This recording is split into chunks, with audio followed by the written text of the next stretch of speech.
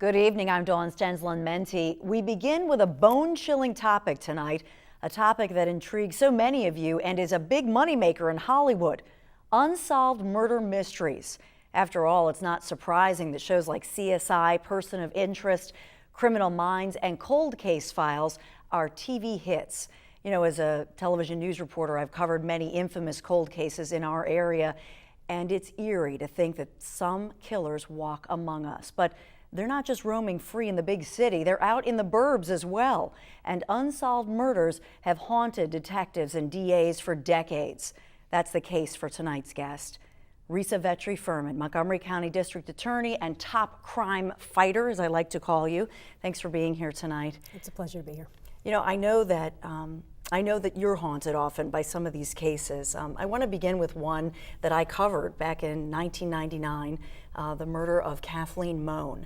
And I know that over the years you've expressed that this is something that just haunts you, that her murder goes unsolved and that justice is not done. I think haunted is a great word to describe it, because this is what we do in law enforcement. We're here to try to bring justice to these cases. And so when you can't do that for a family, when you don't, in the Mohn case, for example, when you can't find the body, when you don't know what happened, there's that sense of failure, really, that you weren't able to accomplish what we do every day. And let's talk about the details of the case. This was 1999. It was over the Christmas holidays.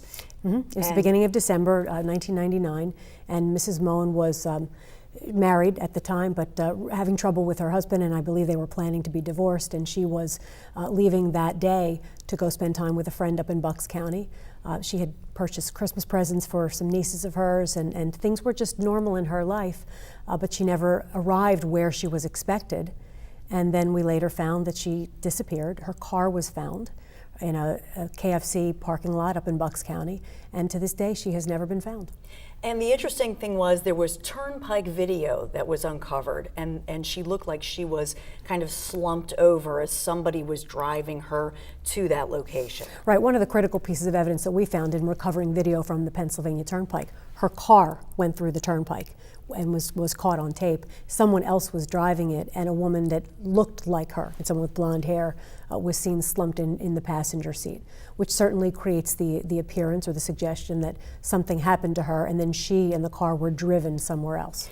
And the other interesting thing that I remember is that she had two young nieces, because she had no children of her own, who were like her daughters, who she adored. And she had a bunch of Christmas gifts unwrapped. And she had said to her friend, no, I have to wrap these gifts. And he said, well, bring them here.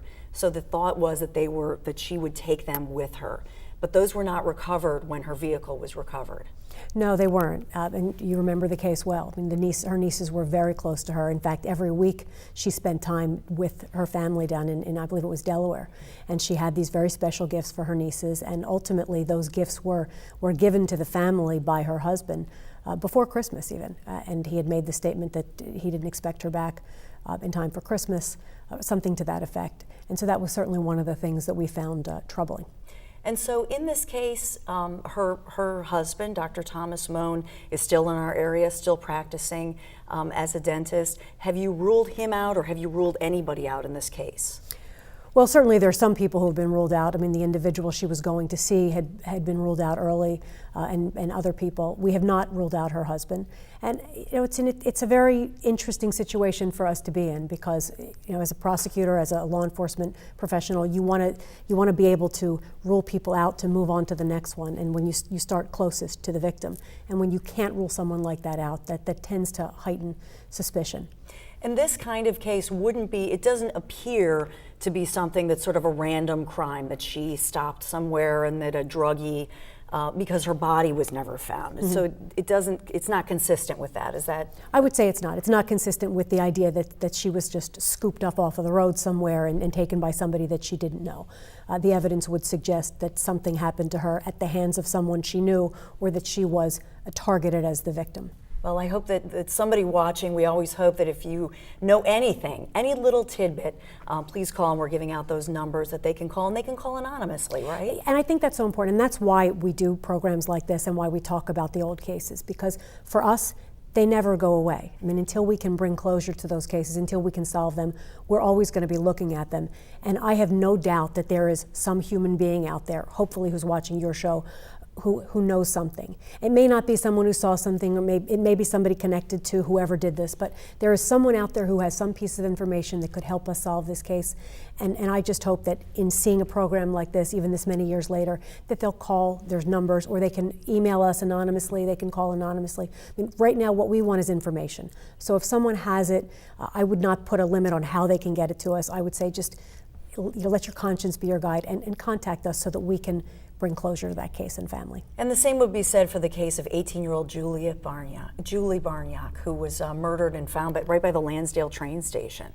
That one has just has really been with me for years. It was back in 1993, so I was a young prosecutor, and I had no involvement with it, but I remembered when it happened. And you know, as a young person, it just strikes you as horrifying. You know, you think about someone using the train or using the bus, using public transportation, calling home to get a ride, and then 20 minutes after the call, her dad shows up at the train station to collect her, and she's not there.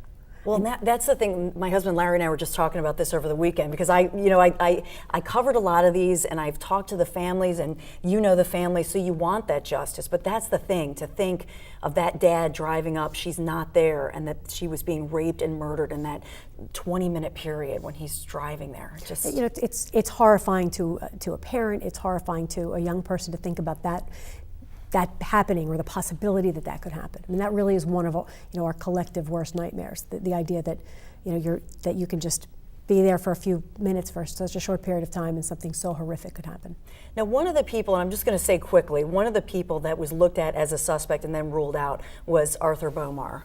And the reason I'm going to bring him up, I know that he's on death row now, is that in Julie Barniak and in the next case we're going to talk about, actually she was too trusting. I mean, some people are just too trusting, and that's part of the problem here. And this Arthur Bomar was somebody who would target young women, and they would get out of their car. He killed Amy Willard, and that's what he was convicted for. But, sure. You know, I tell people, if somebody bumps you in the back of your vehicle, keep going. Don't even pull over after Amy Willard. I mean, you can't be too trusting. The Bomar case was a great example, or I should say the defendant, Arthur Bomar, because in that time period, 20 years ago, in that time period, it became, once we knew who he was, once we identified him, and then cases like that where there were young women who had been targeted in places where perhaps they had been too trusting, they talked to a stranger, they stopped for someone. We looked at him in a lot of cases, not just Montgomery County, but around the region. And there's no indication at all that he was involved in this, but it reminds us that for young people especially, and young women especially, that you can be too trusting. You know, you want to be nice, you want to be friendly, but there's a place and a time, and you need to always have those radar, those antenna up, and be mindful of your own safety, because sometimes that very brief chance encounter with a stranger could wind up leading to your demise. And women of all ages, in fact, 86-year-old, we could show a picture actually of 86-year-old Mary Pellegrino. She was in her home. Here she is, and there's actually a $10,000 reward still for her unsolved murder.